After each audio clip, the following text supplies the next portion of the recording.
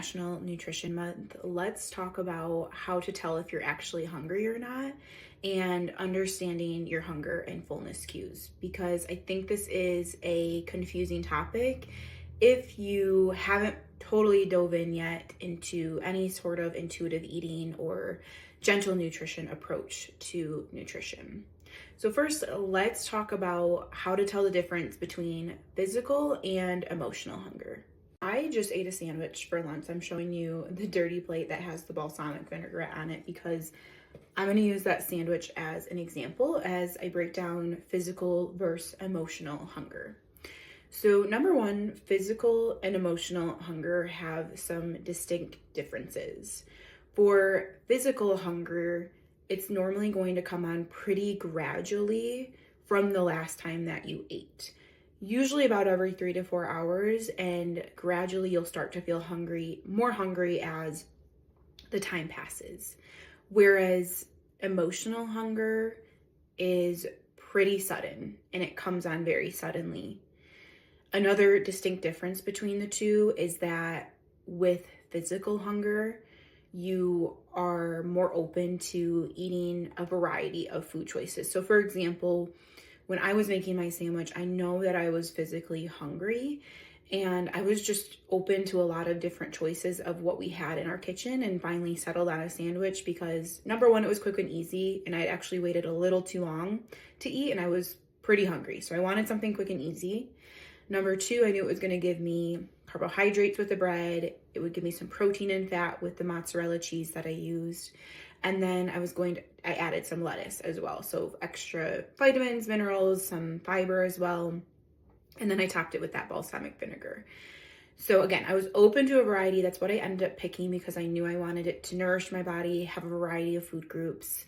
Whereas if I was emotionally hungry in that moment, there's likely only one specific food or flavor that I'm craving that's going to satisfy my hunger. So that's a really big difference between physical and emotional hunger. Are you open to a variety of options, or is there only one thing that can satisfy this craving? Now, another thing is you're going to notice with physical hunger, you're likely going to experience it more in your stomach, right? Where you're actually feeling hungry. Maybe you don't notice that. Maybe you're not to the point where it's growling or you're feeling that, but if you do get to that point, which I'll talk about in a moment, that actually is a sign that you've waited too long to eat. And now your body is screaming at you to say, hey, we need something. But you might experience it there, whereas emotional hunger, you're likely going to experience more in your head and your mind. You're not physically hungry, but mentally you want something. There's some sort of craving that you have. And that's fine. That's normal. But that is a big difference is where you feel it between physical and emotional hunger.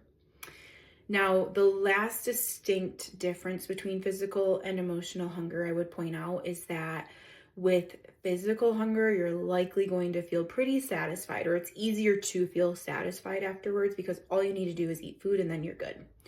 Whereas emotional hunger, there's more emotion behind it.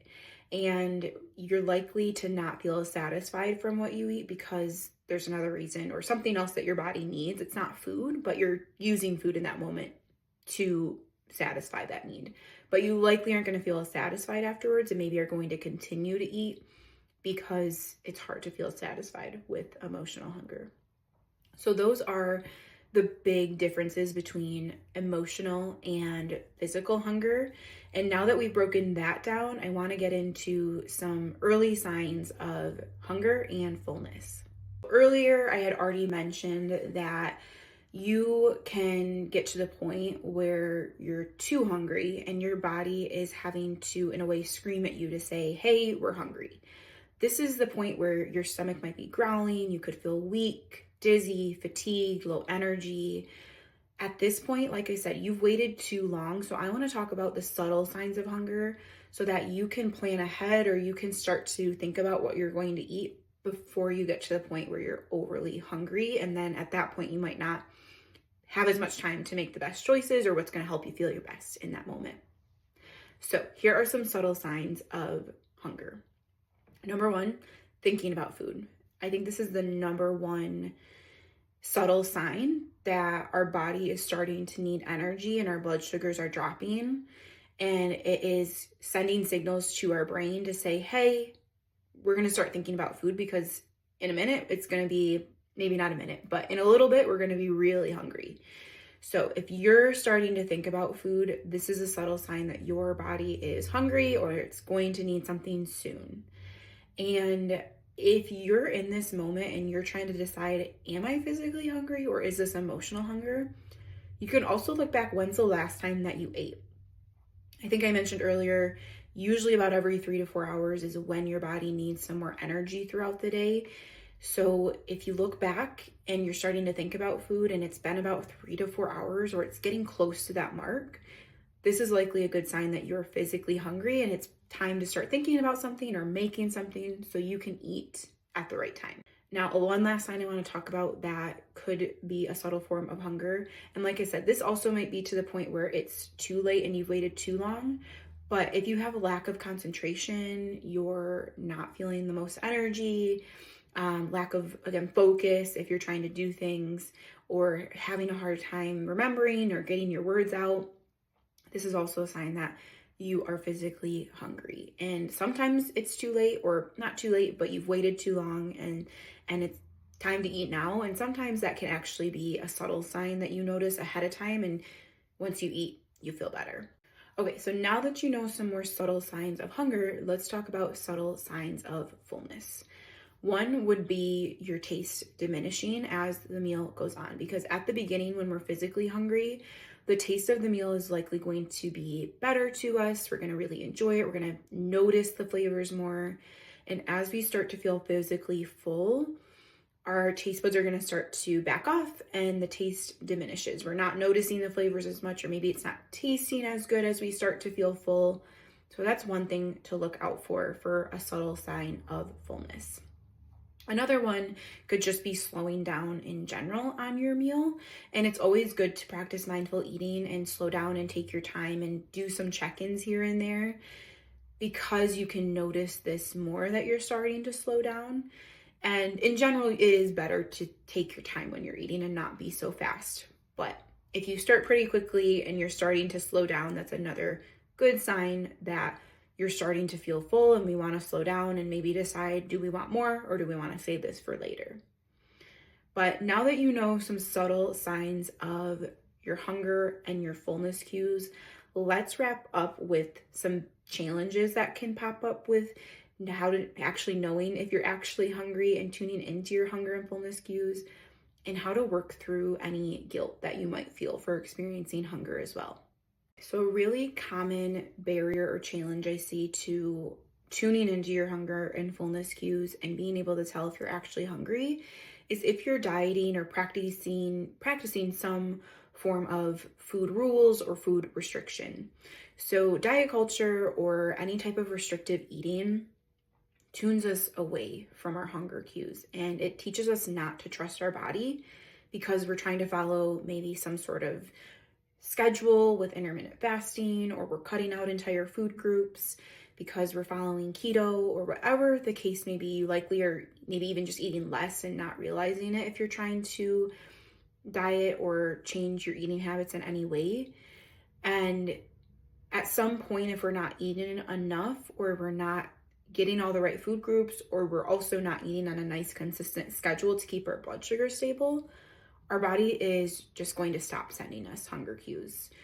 It takes too much energy and it doesn't have enough of it to be able to even send you those cues if you're not, again, giving it the energy that it needs with dieting or any sort of dieting practice. So that is a common challenge I see with being able to tune into your hunger and fullness cues. And I always want to encourage you to practice just eating consistently, eating a variety of food groups so that you're giving your body the nourishment it needs to thrive and actually experience your hunger cues so that you can tell when you're actually hungry and eat in a way that feels your best. Now that we've talked about a common challenge that can come up with tuning into your hunger and fullness cues, let's wrap up with what to do if you actually feel guilty when you're hungry. Because again, this is something I see pretty commonly, especially when I first start working with others who have an unhealthy relationship with food or have been dieting for quite a long time or even a short period of time, is that they feel guilty when they're hungry and they feel like they need to do something to take the hunger away. And I get it. If you're feeling hungry constantly, that is a challenge. And that tells me that there's something missing in your eating patterns that aren't satisfying you enough. So, number one, if you're feeling like you're hungry constantly, you need to check if you're eating consistently, you're eating enough, and you're eating a variety of foods. Because if you're not, then you are going to be thinking about food all the time because your body's constantly needing energy replaced. And likely it's going to be earlier than the 3 to 4 hours if you're not giving your body what it needs because it's digesting it more quickly and it needs more sooner. And if you are also feeling just guilty in general for feeling hunger, I want you to remind yourself that this is a totally normal bodily function. It's just like if our body tells us we're thirsty, if we have to go to the bathroom, if we're tired, it's just a signal our body sends us when it needs something. So if you're feeling hungry, remind yourself, this is a signal my body is sending me. This is actually my body working efficiently, and it's supposed to do this. You might need to eat something in that moment. It's not a bad thing. It's just giving your body energy. But if you practice the tips of eating consistently, eating balanced, and not cutting out entire food groups, you are likely to experience a more normal hunger that you can get through your day without thinking about food constantly. This wraps up our talk on how to tell if you're actually hungry and understanding your hunger and fullness cues. If you feel like you need more support, you can check out my course, Simply Nourished, Nutrition Made Easy. That'll teach you exactly what you need to do to tune into your hunger and fullness cues, to create balanced meals and eat consistently in a way that's going to help you feel your best. To find my course, Simply Nourished, Nutrition Made Easy, check out the description of the video. The link will be in there for you and you can access it there.